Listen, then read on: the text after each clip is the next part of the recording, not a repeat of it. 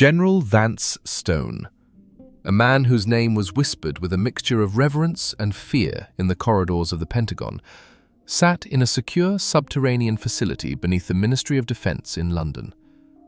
Stone was the architect of the modern American surge mechanics, a man who believed that war was a quantifiable science of logistics, satellite-guided munitions, and overwhelming technological overmatch.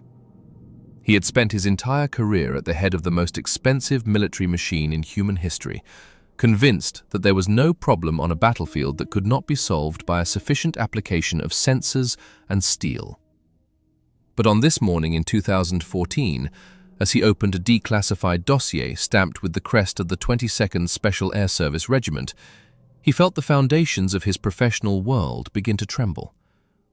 The dossier was titled Operation Storm, the Mirbat Incident, July 19, 1972. As Stone read the first paragraph, his eyes narrowed. It was a statistical impossibility. The report stated that 9 men, not a company, not a platoon, but 9 individual SAS operators, had successfully defended a coastal town against a concentrated assault by 250 elite Soviet-trained guerrillas. Even more staggering was the account of the gun pit. The report claimed that for nearly 2 hours, a single man had operated an Ordnance QF 25-pounder field gun entirely alone. Stone looked up at the man sitting across from him, Brigadier Alistair Graham, a retired SAS officer who looked more like a history professor than a professional killer. "Brigadier," Stone said, his voice echoing in the sterile room. "I've spent 30 years at Fort Sill. I know the 25-pounder. It is a 6-man weapon. You need a layer to set the sights, a loader to handle the shells, a fuser to prep the rounds, and the gun captain to coordinate the timing. One man cannot operate this weapon in a vacuum. The physics of the recoil alone would reset the aim after every shot, making a sustained rate of fire impossible. And you're telling me this Sergeant Labalaba was doing this while 250 insurgents were closing in on his position with RPGs and machine guns?" Alistair Graham leaned forward, his eyes reflecting the cold light of the room. "General, the American military measures capability in systems. You see a tank, a drone, or an artillery piece as a platform that requires a certain number of biological units to function. The SAS does not operate on that logic. We do not build systems. We build individuals who are trained to bypass the limitations of the machine. Sergeant Labalaba didn't operate that gun, General. He became the nervous system of the weapon. He had achieved what we call total tactical synthesis. He didn't see the manual. He only saw the window of attrition. And on that morning in 1972, he decided that the laws of physics were secondary to the requirements of the regiment. To understand the sheer, hardcore reality of Mirbat, you have to understand the geopolitical pressure cooker of 1972 Oman. This was the Cold War's most violent secret. The British government, weary from decades of colonial withdrawal, had officially stated that there were no British combat troops in the Dhofar region. The 9 men of the SAS were officially designated as a British Army Training Team, BATT. They were there to build a local gendarmerie, to win hearts and minds, and to provide basic medical aid. They were ghosts in a land that the world had forgotten. But the enemy had not forgotten them. The PFLOAG, the Popular Front for the Liberation of the Occupied Arabian Gulf, was the tip of the Soviet spear in the Middle East. These were not tribesmen with ancient rifles. These were the Furkat's nightmares. They had been trained at the Odessa Military Academy in the USSR. They carried Kalashnikovs, SKS carbines, and heavy 81mm mortars. They were radicalized, disciplined, and led by officers who had studied the Maoist doctrine of protracted people's war. They had spent months mapping the defenses of Mirbat, and they had chosen the morning of July 19th for a reason that was both tactical and psychological: the Khareef. The Khareef is the monsoon of the Dhofar. It is not a rainstorm. It is a physical wall of grey, suffocating mist that rolls off the Arabian Sea and clings to the jagged limestone of the Jebel Mountains. It reduces visibility to less than 30 meters. It dampens sound. It turns the dust of the desert into a slick, treacherous mud. In the Khareef, the high-tech sensors of the modern era would be blind. In 1972, it meant that the 9 men of the SAS were functionally isolated in a world of grey shadows. At 5:30, the first mortar round struck the BATT fort. It was a ranging shot, an 81mm high explosive shell that signaled the beginning of a coordinated massacre. The 9 SAS men, led by Captain Mike Keeley, moved to the roof of the fort. They looked out into the mist and saw the sea of grey. 250 Adu guerrillas were moving in a disciplined, human wave formation toward the town. But Talaiasi Labalaba wasn't on the roof. He was looking 500 meters to the south, where a small, sandbagged circle sat on the edge of the town's perimeter. Inside that circle was the Ordnance QF 25-pounder, the only piece of heavy weaponry in the entire sector. Labalaba knew the mathematics of the siege. If the Adu reached that gun, the fort would be reduced to rubble in 10 minutes. If the gun remained silent, the Adu would swarm the perimeter and bayonet the 9 men before the sun was fully over the horizon.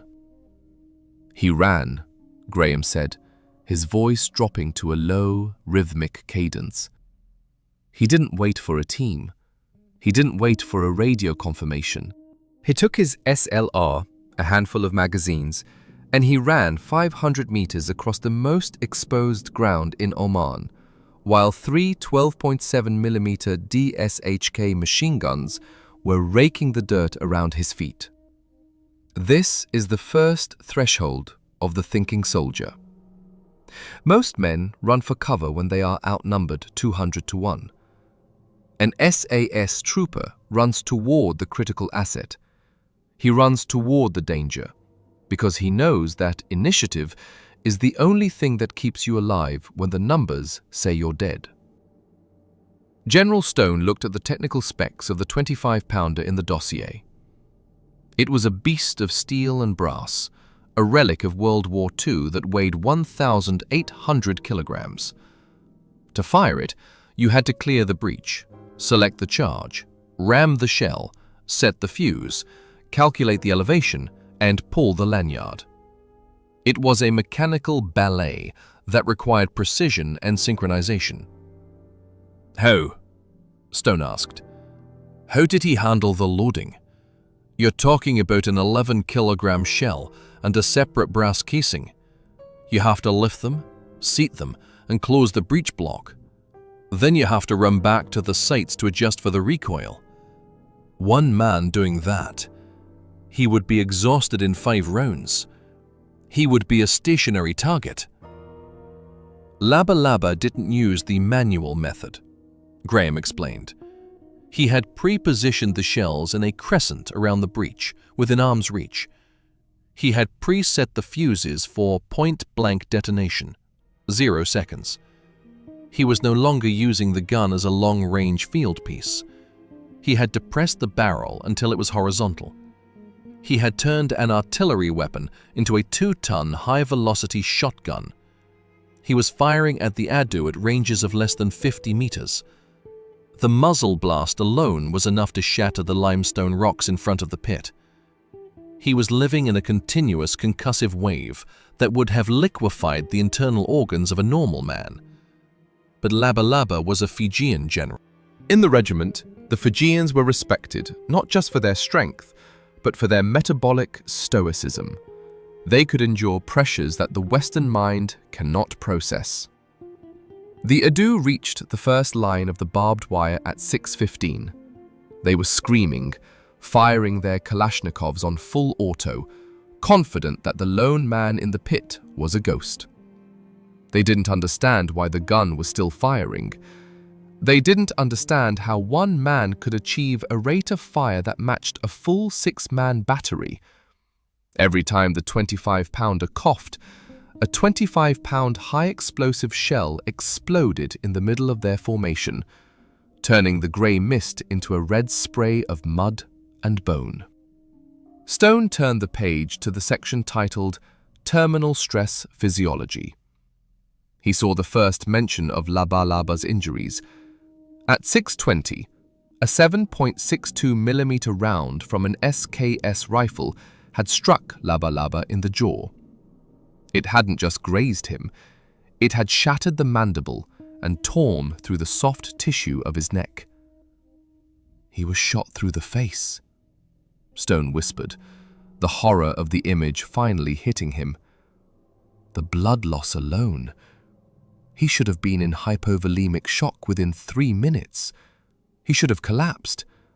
He should have been unable to lift an 11-kilogram shell. This is the hardcore truth of SAS selection, Graham said. We don't just test your heart rate on the Brecon beacons. We test your will to inhabit the flesh. We teach a man that the body is merely a biomechanical tool. If the tool is damaged, you do not stop the mission. You simply adjust the operating parameters. Labalaba had unplugged himself from his own pain receptors. He couldn't speak. He was swallowing his own teeth and blood, but his eyes were still indexing the targets.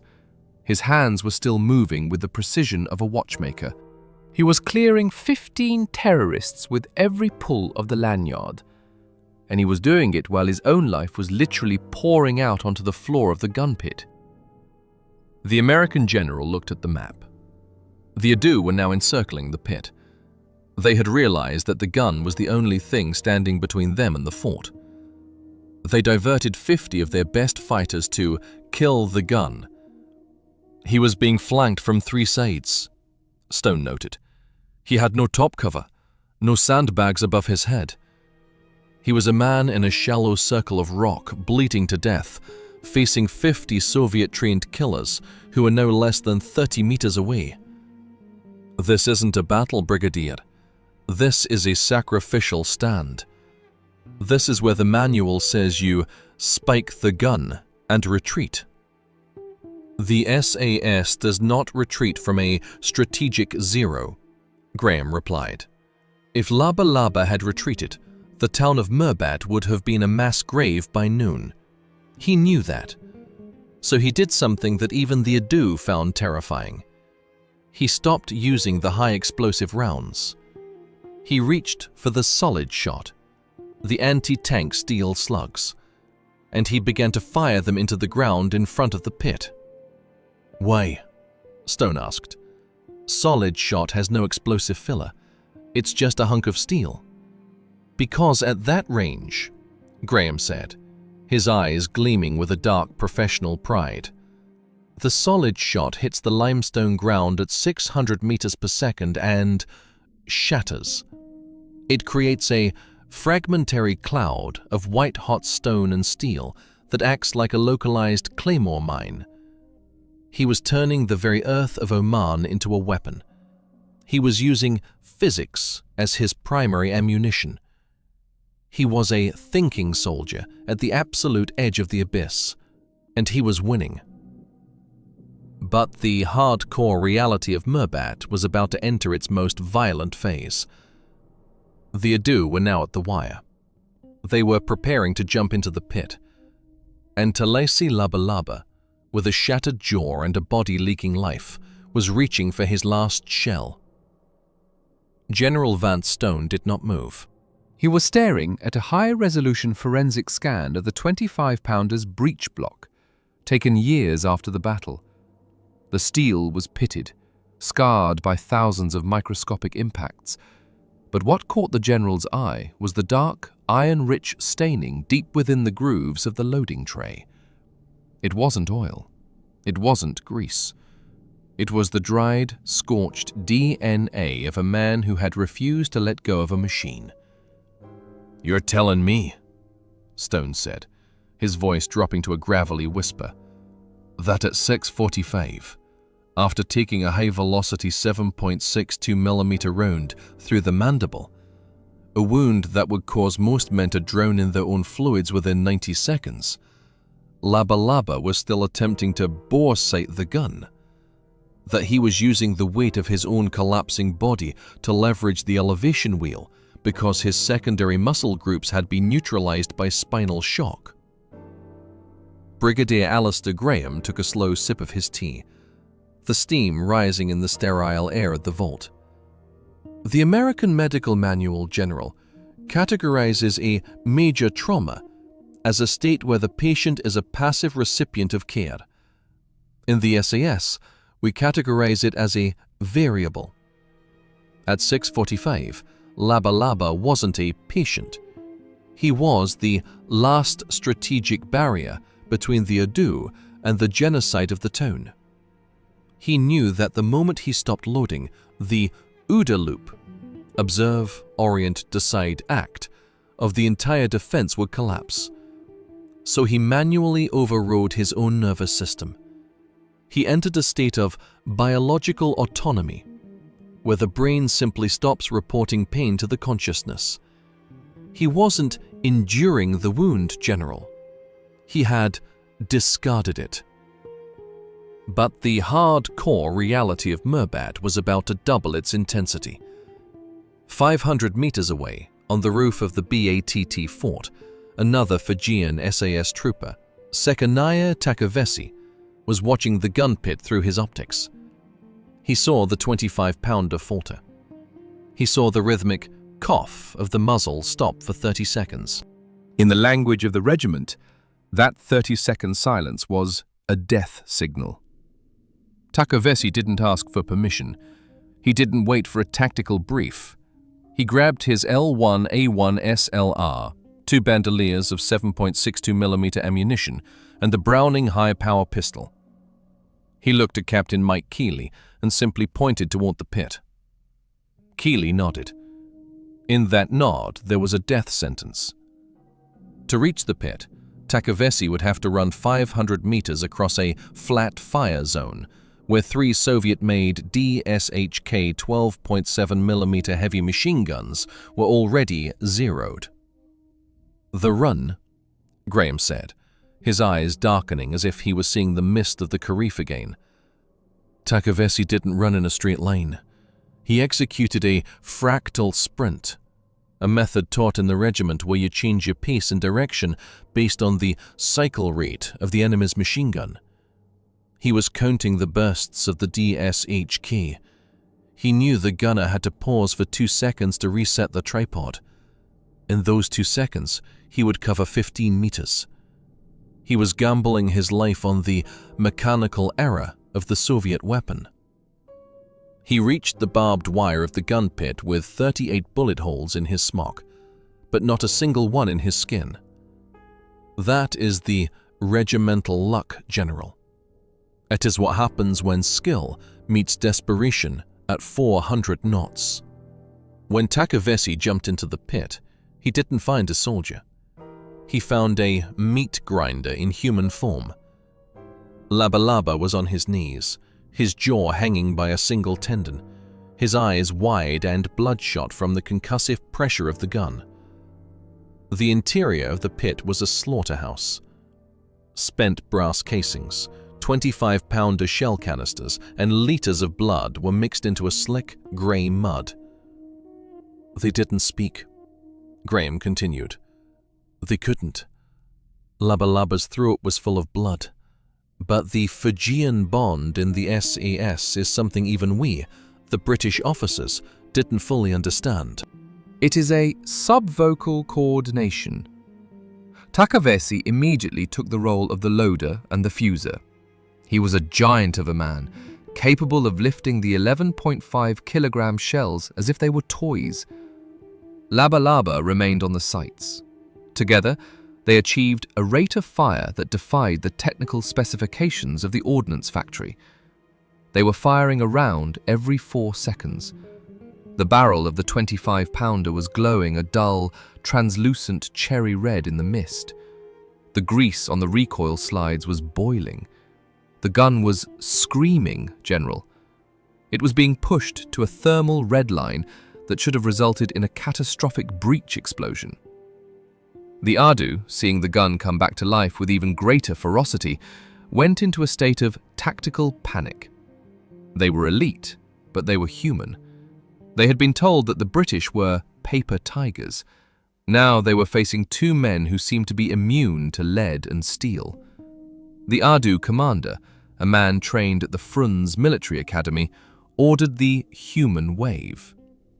200 men, Stone noted, looking at the Adu's manifest. They were using swarmer tactics. They knew that a 25-pounder has a minimum engagement distance. If they could get within 15 meters, the gun was useless. They were willing to sacrifice 50 men just to cross that final 10 meters of wire. And that, Graham said, is where the thinking soldier becomes the killing machine.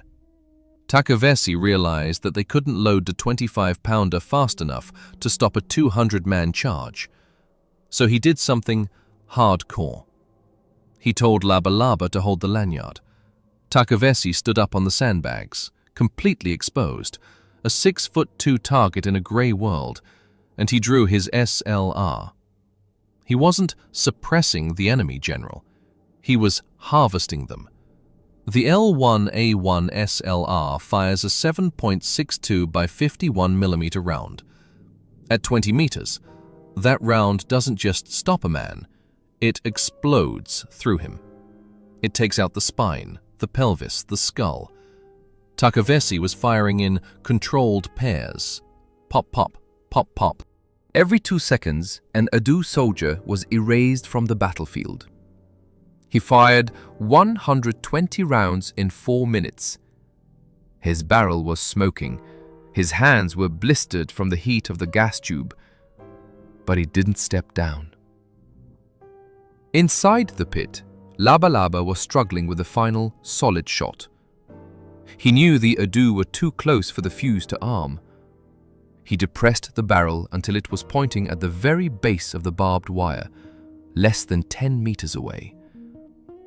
General Stone leaned forward, his hands trembling slightly. The ricochet shot. I've read the theory, but at 10 meters, the shatter effect, the shrapnel would have come back into the pit. They were essentially firing a grenade at their own feet. They had no choice, Graham said. Labalaba pulled the lanyard. The 25-pounder roared with a violence that knocked the mist out of the air for 50 meters.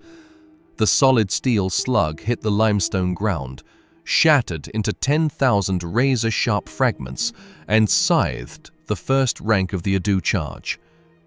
It was a wall of steel, but the blowback was absolute. A fragment of the limestone, traveling at twice the speed of sound, struck Labalaba in the torso, opening a wound from his ribs to his hip. Talaiasi was thrown back by the overpressure, his eardrums bursting instantly. For a moment, the pit was silent. The only sound was the ringing of the universal void in their heads. This is the geste, the absolute peak of the regiment's endurance. Labalaba was now functionally disemboweled. Talaiasi was deaf and bleeding from 6 different entry wounds. The Adu were now at the wire. They were jumping over the bodies of their comrades. At 7:15, a single Adu soldier, a martyrdom volunteer, reached the lip of the pit. He wasn't carrying a rifle. He was carrying a Soviet-made RPG-7. He was standing 2 meters above Labalaba. He pointed the tube down. The terminal second, Graham whispered. In the American manual, this is the end. You are disemboweled, your partner is deaf, and there is an RPG-7 pointed at your heart from 6 feet away. You accept your fate. But Talaiasi Labalaba was a son of the regiment. He looked at the muzzle of the RPG, and he didn't see death. He saw a problem to be solved. He knew the rocket needed arming distance. He knew that if he could just closer the gap, the warhead wouldn't detonate. Labalaba, using the final microscopic reserves of his ATP, adenosine triphosphate, threw his entire weight toward the Adu gunner. He lunged upward, his hands slick with his own blood, reaching for the hot steel of the RPG tube. The Adu gunner pulled the trigger. The backblast scorched the entire interior of the pit, turning the mud into a baked, blackened crust. The rocket itself struck Labalaba squarely in the chest. But, as Labalaba had calculated with the last sparks of his dying brain, it didn't explode. The fuse hadn't armed. Instead, it acted as a 5-kilogram solid projectile traveling at 115 meters per second. The kinetic impact was equivalent to being hit by a sledgehammer thrown by a giant. It threw Labalaba back against the steel shield of the 25-pounder with a force that shattered his spine and collapsed both lungs. He took an RPG to the chest to save the pit, Stone said, his voice failing him. He used his own body as a ballistic shield. He did more than that, General, Graham said. He fell against the lanyard. As he died, the weight of his collapsing body pulled the trigger of the 25-pounder one last time. The final round, the last solid shot, left the barrel at the exact moment the Adu was swarming the rim. It cleared the wire. It cleared the pit. It was the parting gift of a man who had refused to die until the mission was complete. Talaiasi, seeing Labalaba fall, entered the berserker state. This is a documented psychological phenomenon in the SAS, the red mist. When the thinking soldier loses his partner, the predator takes over. Talaiasi didn't have any more ammunition. He grabbed a spent 25-pounder brass casing, a heavy 3-foot-long cylinder of solid brass. He stood over Labalaba's body and he began to use the casing as a club. He wasn't a soldier anymore. He was a force of nature. He smashed the skull of the RPG gunner. He broke the arms of the next man over the wire. He fought with a primal ferocity that the Adu found so terrifying that they actually retreated from the pit. They believed the pit was cursed. They believed they were fighting the ghosts of the British Empire. He fought them off with a brass casing? Stone asked, his hands gripped white on the edge of the table. One man, deaf, shot 8 times holding a piece of brass. For 15 minutes, Sekonaya Talaiasi held that pit with nothing but his hands and his will, Graham said. He was the only living thing in a circle of 40 dead Adu. He stood there, covered in Labalaba's blood and his own, waiting for the next wave. He had ascended past the human limit. He was no longer a biological entity. He was the regimental standard made flesh. But the Khareef was shifting. The mist was thinning, and as Talaiasi stood in the center of the slaughterhouse, he heard a new sound, the rhythmic, heavy thud of boots on rock. He didn't know if it was the Adu or the SAS. He gripped his brass casing, his eyes searching the grey light, ready to kill one more time. General Vance Stone sat in the dim light of the London vault, his eyes fixed on a high-resolution topographical map of the Mirbat shoreline. His finger traced a line between the stone walls of the Bat Fort and the circular indentation of the gun pit. 500 meters. In an urban environment, that is 5 city blocks. In the desert, it is a lifetime. In the middle of a flat fire zone controlled by 3 Soviet DSHK heavy machine guns, it was a physical impossibility. "It's 7:30, the colonel said, his voice low and rhythmic, almost as if he were reciting a funeral liturgy. The 25-pounder has finally gone silent, The heartbeat of the defense has stopped. Labalaba is down, disemboweled by an RPG impact and shot through the face. Talaiasi is deaf, bleeding from 8 wounds and standing over his brother with a brass casing. The Adu are regrouping on the slopes of the Jebel, less than 100 meters from the pit. They are preparing for the final sweep. Any rational commander would have called for a tactical consolidation. You stay behind the stone walls. You wait for the mist to clear. You preserve your remaining strength. Why did Mike Keeley choose to leave the fort? Brigadier Alistair Graham leaned back, the shadows of the room playing across the sharp angles of his face. He didn't answer immediately. He reached into the dossier and pulled out a photograph of Captain Mike Keeley. It was a face that looked remarkably ordinary, quiet, thoughtful, almost academic. It was the face of the thinking soldier in its ultimate, most dangerous form. Keeley didn't leave the fort because of a hero complex, General, Graham said. He left because of the regimental directive. In the American Special Forces you have a creed. I will never leave a fallen comrade. It's a powerful sentiment, but in the SAS it isn't a sentiment. It's a structural requirement. If the regiment allows one man to be slaughtered in a hole while others watch from safety, the collective identity of the SAS dies with him. The unit ceases to be a Tier 1 force and becomes just another group of armed men.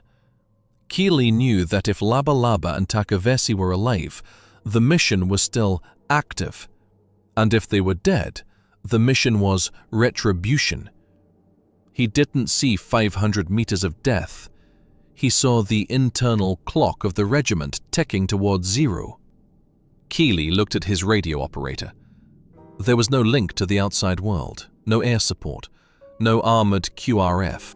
He turned to the men on the roof, the magnificent 7 who were holding the perimeter with SLRs. He looked for a volunteer.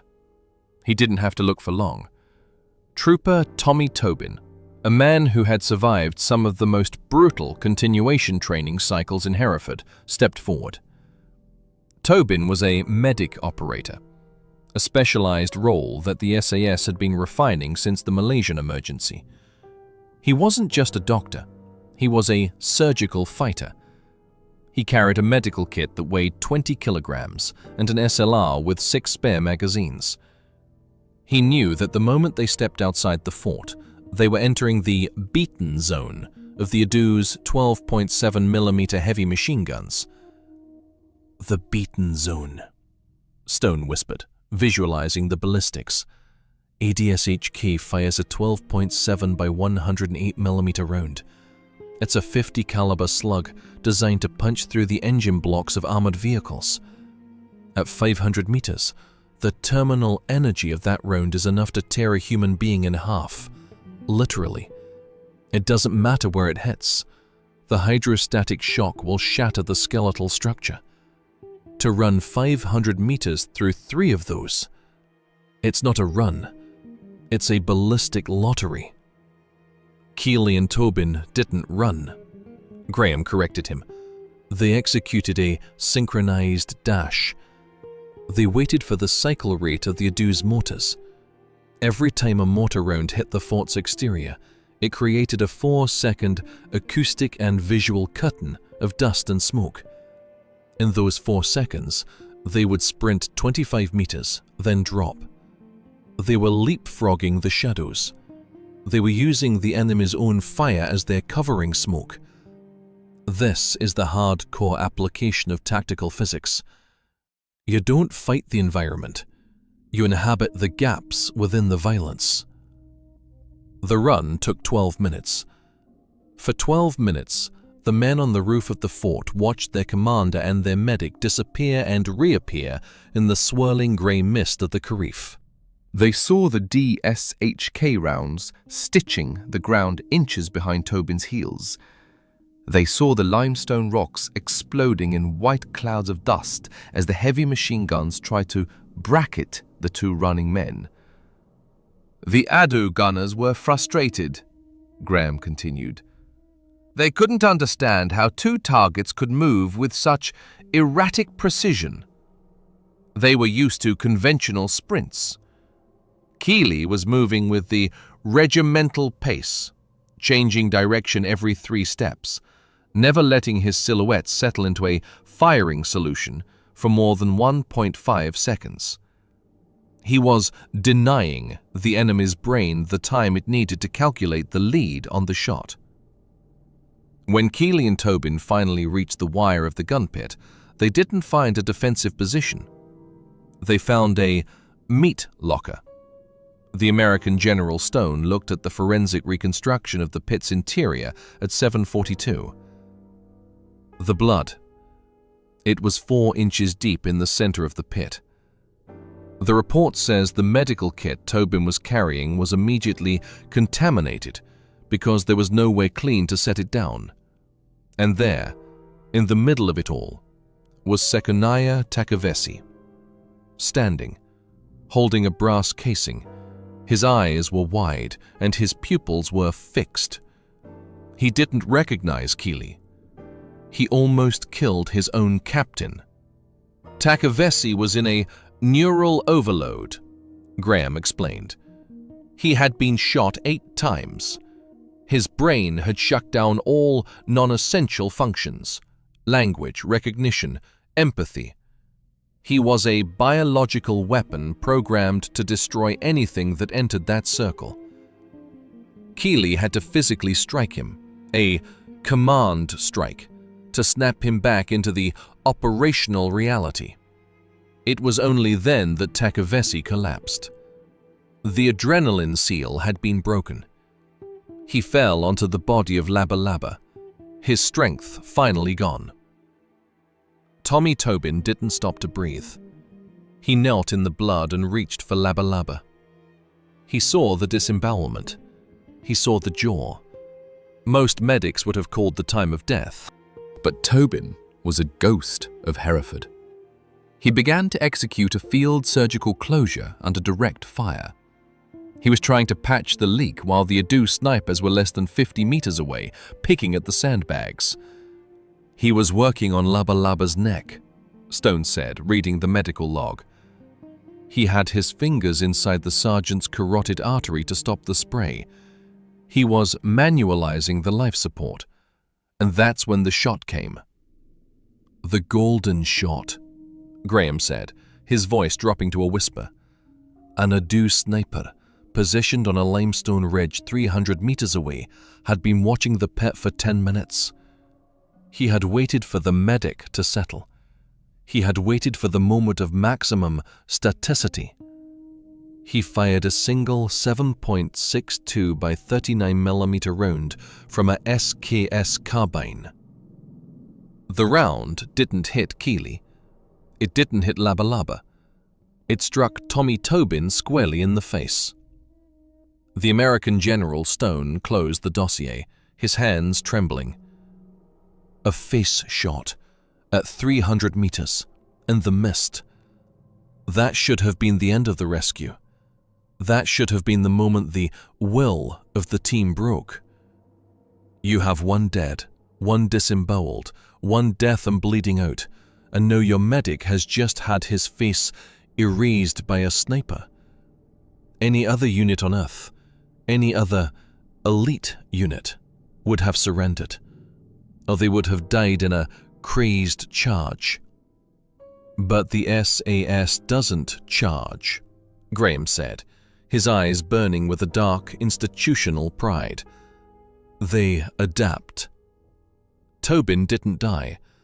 The round had entered through his cheek and exited through his jaw, shattering his facial structure but missing the brain and the spinal column. He fell back, his mouth full of his own shattered teeth and bone. He couldn't see. He couldn't speak. But do you know what the report says he did next, General? Stone shook his head, unable to speak. He reached for his medical kit, Graham said. With his face hanging in rags, Tommy Tobin reached for a field dressing and tried to self-administer a bandage while still trying to reach for Labalaba with his other hand. He was functioning through the trauma. He was refusing to accept the biological fact of his injury. He was an SAS trooper, and he had a patient on the floor. In his mind, the injury was just an interruption to the mission. Captain Mike Keeley was now the only effective left in the pit. He was alone with 3 dying men in a hole filled with blood, surrounded by an army. He drew his Browning high power. He stood up, and he looked out at the mist. This is the hardcore core of the Mirbat story, Graham continued. Keeley realized that the 25-pounder was dead. The medic was dead. The gunner was dead. But he was the captain. And in the regiment, the captain is the architect of the slaughter. He didn't look for an exit. He looked for the targets. He keyed his radio and spoke to the men on the roof of the fort. His voice was as calm as if he were ordering a drink at the squadron bar. He said, "The pit is compromised. I am the only one firing. Bring the jets in. Bring them in on my position. I want the Jebel sanitized in 60 seconds. He called for fire on his own position, Stone asked. He was in an open pit. The strike masters don't have precision-guided munitions. They have dumb rockets. They would have vaporized him along with the Adu. He didn't care, Graham said. He had reached the strategic zero. If the Adu took the pit, the war was lost. If he died with them, the town survived. He was making the thinking soldier's final calculation. The mission is worth the man. He stood in the blood of his brothers, his pistol raised, and he waited for the sound of the vipers coming through the mist. The American General Stone looked at the clock on the wall. He realized he was sweating. He was a 4-star general, but in that moment, he felt like a child listening to a story of gods and demons. He realized that everything the Pentagon had written about special operations was a lie. It wasn't about the night vision. It wasn't about the drones. It was about the Fijian jaw and the medic with no face. "It's 7:55, the major said. The Adu are 10 meters away. They are screaming. They can see Keeley's head over the sandbags. They think they've won, but they haven't heard the vibration yet. They haven't felt the air pressure change." "The strike masters," Stone whispered. "No," Graham replied. "The retribution. The part of the story that the British government tried to bury for 40 years. The part where the 9 men became the executioners of an army." General Vance Stone sat in the hushed, pressurized air of the Ministry of Defense vault, his eyes locked onto a declassified flight telemetry chart from the Sultan of Oman's Air Force, dated July 19, 1972. The chart showed a pair of BAC Strike Master jets, light, agile ground attack aircraft, descending into a vertical blindness that defied every safety protocol in the history of aviation. The American general, a man who had authorized thousands of sorties in the high-tech corridors of the Persian Gulf and the Hindu Kush, looked at the altimeter reading on the chart. 45 feet, Stone whispered, his voice failing him. "Brigadier, the minimum safe altitude for a strike master in low visibility conditions is 500 feet. At 45 feet, you aren't flying. You are skimming the surface of the Arabian Sea. If the pilot's hand twitched by 2 millimeters, he'd be a fireball in the surf.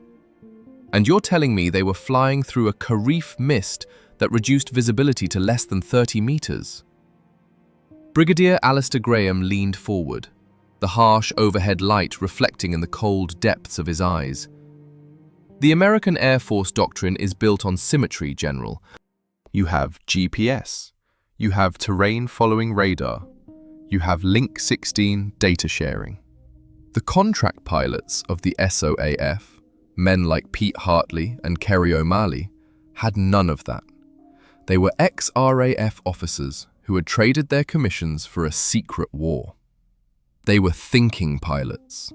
They were flying by the seat of their pants and the institutional memory of every low-level sortie they had ever flown over the North Sea. They knew that if they didn't break the Adu's momentum in the next 3 minutes, the SAS fort would be a tomb. They didn't look at the altimeter, General. They looked at the spray on their windshield. At 8 o'clock, the acoustic inferno began. Inside the blood-drenched gun pit, Captain Mike Keeley was standing over the mangled remains of Labalaba and the faceless, struggling Tommy Tobin. He could hear the Adu, now less than 15 meters away, screaming, "Allahu Akbar," as they prepared for the final lunge over the wire. The mist was so thick that the world ended 20 paces from the sandbags. Then, the air tore. A BAC Strikemaster, traveling at 400 knots, burst through the mist directly over the Mirbat harbour. It was so low that the shockwave from its passage shattered the windows of the Omani gendarmes' barracks. To the Adu, it was a visual impossibility. They were standing on the slopes of the Jebel, looking down at a jet that was flying below them. Hartley didn't have precision-guided munitions, Graham continued. He had 80mm SNEB rockets, dumb rockets. He had to eyeball the lead. He banked the Strikemaster until his wingtip was nearly touching the limestone ridges.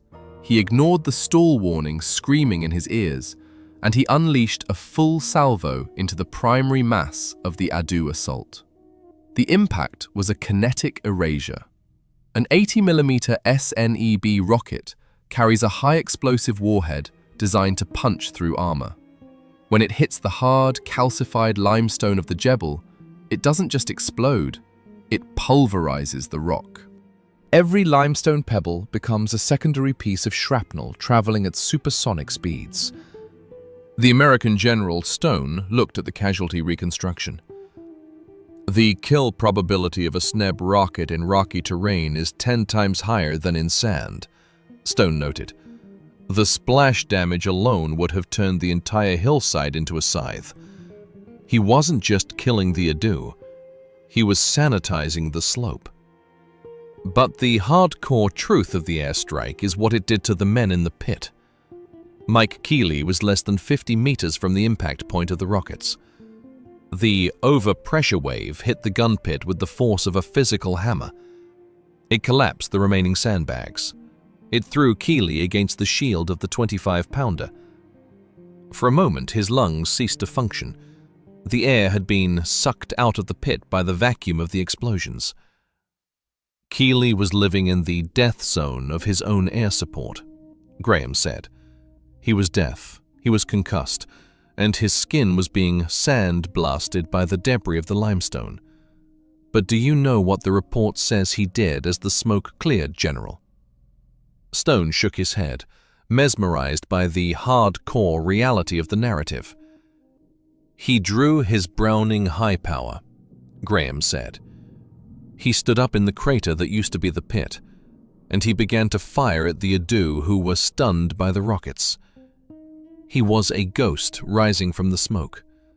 The Adu looked at him, a lone man, covered in the blood of his brothers, standing in the middle of a literal inferno. And they broke. Their Soviet-trained discipline vanished. They realized they weren't fighting a training team. They were fighting a regimental nightmare. But the Adu weren't done. Their commander, the Franz-trained colonel in the grey smock, realized that the jets had only 10 minutes of playtime before they had to return to Salalah to refuel. He ordered his reserve cell, 50 fresh fighters who had been holding back, to charge the fort while the jets were repositioning for a second pass. "The reserves," Stone whispered. "The final gamble. If they could reach the walls before the second jet arrived, the air overmatch was neutralized. They'd be intermingled with the SAS, making further strikes impossible without killing the British." "Exactly," Graham replied. "It was the geometry of the cordon." The Adu reserves began a dead sprint toward the Bat fort. They were ignoring the 25-pounder now. They were going for the heart, and on the roof of the fort, the Magnificent Seven were down to their last magazines. One trooper, Corporal Pete, the medic who had replaced Tobin on the roof, was firing his SLR with one hand while trying to fix a jammed GPMG, general purpose machine gun, with the other. This is the hardcore application of technical discipline. In the American manual, a jammed GPMG under heavy fire is a red alpha failure. You transition to your sidearm and wait for support. But Pete was an SAS thinking soldier. He knew that if that machine gun didn't fire, the Adu would reach the walls. He didn't have a cleaning kit. He didn't have a tool. He used a combat knife to pry a ruptured 7.62mm casing out of the chamber, ignored the fact that the barrel was 300 degrees Celsius and melting the skin off his palm, and he slapped the belt back into the feed tray. He fired the GPMG from the hip, Graham said. He stood on the parapet, the hot brass flying into his face, and he sawed the Adu reserve cell in half. He wasn't suppression, he was industrial slaughter. He was achieving a cyclic efficiency that defied the physics of the weapon. He held the trigger until the barrel literally drooped from the heat. He didn't stop until there was nothing left to shoot at. The second strike master, piloted by Kerry O'Malley, arrived at 8:15. He didn't use rockets. He used his 7.62mm twin machine guns. He flew so low that the vortex from his engines threw the Adu off the mountain trails. He was strafing the retreat. He was turning the slopes of the Jebel into a linear kill box. The American General Stone looked at the ammo expenditure for the jets. 1,600 rounds of 7.62mm in a single pass. He was mowing the grass with human beings. By 9 o'clock, the Battle of Mirbat was over, Graham said, his voice flat and clinical. The Adu elite battalion had been reduced to a fragmented mob. They left behind 80 confirmed dead and over 100 wounded. They had entered the town with the intention of a strategic victory. They left with the realization that the SAS training team was the most lethal concentration of human skill on the planet. But the hardcore reality was the cleanup. Mike Keeley sat in the pit, the silence after the jets left feeling louder than the explosions. He looked down at Talaiasi Labalaba. The sergeant was dead. His hands were still curled in the shape of the 25-pounder's lanyard. He had died in a state of functional rigidity. His last conscious thought had been the mission, and his body had frozen in the act of executing it. He wouldn't let go, Stone whispered, the image haunting him. Even in death, he was still the gunner.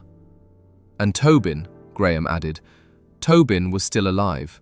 He was sitting in the corner of the pit, his face a shattered mask of bone and tissue, still clutching his medical bag. He had spent the last 20 minutes of the battle trying to self-triage in the dark. He had survived a sniper round to the face, a rocket barrage, and a disorienting concussion.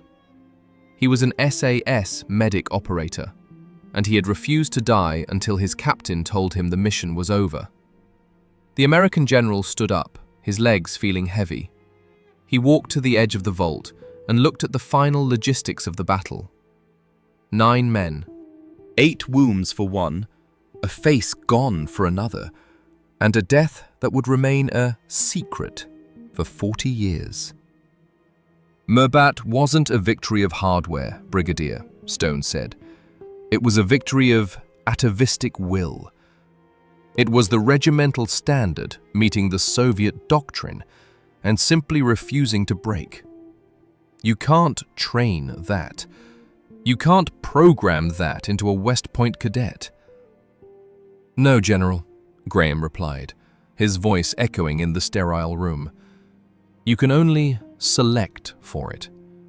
You can only find the man who, when faced with 200 enemies and a broken jaw, looks at the 25-pounder and says, I am enough. And that is why the Pentagon warning was wrong in 1941, and why it is still wrong today. But as the thinking soldier knows, every battle has a long tail, and the hardcore legacy of Labalaba was about to take a final dark turn, one that would involve the ghost of the regiment returning to Mirbat decades later to ensure that the secret stayed buried in the sand. The aftermath of the Battle of Mirbat did not arrive with the roar of a victory parade or the flash of press cameras. It arrived with a mop and a bucket. As the sun finally burned through the thinning mist of the Khareef on the afternoon of July 19, 1972, the surviving members of the SAS training team began the clinical, grueling task of sanitizing the gun pit. They didn't do it to hide their shame. They did it because, in the eyes of the British government, the battle had never happened. General Vance Stone stood in the London vault, his hands resting on the final, thickest section of the declassified dossier. This section wasn't about ballistics or airstrikes. It was titled Operation Storm: Political Deniability and the Long-Tail Management of the Mirbat Narrative. "Brigadier," Stone said, his voice reflecting a deep, professional cynicism, "I've seen the after-action reports. I've seen the casualty counts. 80 dead Adu on the wire, a decimated elite battalion, a town saved." And yet, for nearly 30 years, there was no mention of this in the public record. No Victoria Cross for Labalaba. No medals for the Magnificent Seven on the roof. Why did the Ministry of Defense spend 4 decades pretending that 9 of its most elite soldiers didn't fight the greatest defensive stand of the Cold War? Brigadier Alastair Graham turned away from the general, looking out at the rain-slicked streets of Whitehall. "The hardcore truth of the regiment, General, is that we are often the victims of our own efficiency. In 1972, the Harold Wilson government was navigating a political minefield. They had promised the British public that we were out of the colonial war business. To admit that the SAS was fighting a full-scale, hot war against Soviet proxies in the Dauphin would have triggered a domestic crisis. It would have looked like another Vietnam. So the directive was issued. Mirbat was to be buried. The dead were listed as killed in training accidents or died of natural causes. The battle was reduced to a secret ledger held only in Hereford. This was the price of silence. To be an SAS trooper in 1972 meant accepting that your greatest achievement would be a secret, and your death would be a lie. General Stone turned the page to the biography of Talaiasi Labalaba. "The mention in dispatches," Stone whispered. "That's what he got. A piece of paper that usually goes to a clerk for doing a good job with the mail. He held a 25-pounder alone against 250 men, took an RPG to the chest, and he was given a mention. It's an insult to the uniform." "Labalaba didn't care about the medal, General," Graham replied. "He was dead, but the regiment cared. For 30 years, the SAS fought a private internal war against the bureaucracy of Whitehall to get Labalaba the recognition he deserved." It wasn't about the Bronze Cross. It was about the standard. If the government could ignore Mirbat, they could ignore the thinking soldier. They could treat the SAS as just another system to be used and discarded. We refused to let that happen. We kept the story alive in the oral tradition of the regiment. Every new intake, every man who passed the hills, was told the story of the gun pit. Labalaba became the ghost instructor of Hereford. The dossier then detailed the fates of the survivors, the men who had lived through the acoustic inferno. Sergeant Talaiasi, the man who had fought with a brass casing while deaf and bleeding from 8 wounds, spent 2 years in and out of military hospitals. He had to learn to walk again. He had to learn to live with the silence of his shattered eardrums. But the hardcore reality of Talaiasi was that he didn't quit. He returned to the regiment. He served another decade. He became the living standard for every young trooper. When he walked through the halls of Hereford, the younger men stepped aside, not out of rank, but out of the realization that they were looking at a man who had stared into the sun of Mirbat and hadn't blinked. But for others, the long tale of the battle was more tragic. Trooper Tommy Tobin, the medic who had tried to treat Labalaba while his own face was being erased by a sniper, did not survive the year. The infection from his massive facial wounds, compounded by the primitive medical conditions of the Secret War, eventually claimed him. He died in a hospital in England, his death officially listed as a complication from a training exercise. "And Keeley," Stone said, his finger stopping on the final name. "Captain Mike Keeley, the architect of the counterattack, the man who called for fire on his own position. What happened to him?" Graham's face clouded. "The irony of the regiment, General." Mike Keeley survived the RPGs of Mirbat, the snipers of the Dhofar, and the internal politics of the Cold War. But in 1979, during a routine training exercise on the Brecon Beacons, the same hills where we select our candidates, he was caught in a freak blizzard. He died of hypothermia on the same mountains where he had first proven himself. He died alone in the cold, less than 10 miles from the road. The man who defeated an army was killed by the very terrain that had forged him. It is the final, hardcore reminder that the environment is the only enemy that never sleeps. General Stone closed the dossier. The heavy click of the cover echoed in the vault like a gunshot. He looked at the brigadier, and for the first time the 4-star American general looked humbled. "I came here to find a tactical blueprint, Alistair," Stone said. "I wanted to know how to train my ODA, Operational Detachment Alpha, teams to survive a Mirbat scenario in the Helmand province. But I realized halfway through your story that I've been asking the wrong questions. I've been looking for a formula for courage. I've been looking for a method to automate the thinking soldier." "And what did you find, General?" Graham asked. "I found that you can't manufacture a Labalaba," Stone replied. "The American system is built on the average. We take a good soldier and we make him better with a $50,000 helmet and a $20 million drone link. We supplement the human with the machine. But the SAS, you filter the human until only the absolute remains. You don't give them the machine, you make them the machine. Labalaba wasn't effective because of the 25-pounder. The 25-pounder was effective because of Labalaba." General Stone walked to the door of the vault, but he stopped and looked back. Why now? Why did the government finally declassify this? Why let the ghost out of the box after 40 years? Graham stood up and began to pack the files away. "Because the world is changing, General. We are moving into an age of algorithmic warfare. We have commanders who believe that a smart bomb can replace a dumb patrol. We have politicians who think that you can win a war from a joystick in Nevada.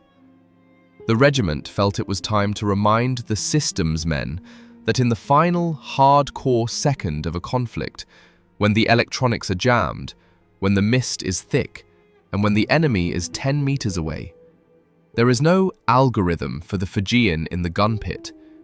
There is only the thinking soldier, and if you forget how to build him, you lose everything." As General Stone walked out of the Ministry of Defence and into the London rain, he didn't call his staff. He didn't order a briefing. He walked to a small, quiet park nearby and sat on a bench. He thought about the 17 seconds it takes to clear a room. He thought about the 12 days in the Afghan dirt. And he thought about the 90 minutes in an Omani gun pit. He realized that the SAS wasn't just a military unit, it was a philosophy of existence. It was the belief that the individual human will, when selected and hardened to a certain terminal point, becomes a force of nature that defies the laws of probability. The story of Mirbat is the gold standard of the regiment because it is the purest demonstration of that philosophy. It is the story of 9 men who refused to accept the mathematics of defeat. In 2012, a statue of Sergeant Talaiasi Labalaba was finally unveiled at the SAS headquarters in Hereford. It shows him standing over the 25-pounder, his hand on the lanyard, his eyes fixed on the horizon. Every candidate who attempts the long drag now passes that statue. They don't look at it as a memorial to a dead man. They look at it as a metric. They look at it and they ask themselves, am I enough to stand in that pit? The American General Stone looked up at the grey London sky, the same grey as the mist of the Khareef. He whispered the words that he would later include in his own personal memoirs, words that would be studied by the next generation of American special operations. We have the satellites. We have the drones. We have the full spectrum dominance. But the British have the ghost of Labalaba.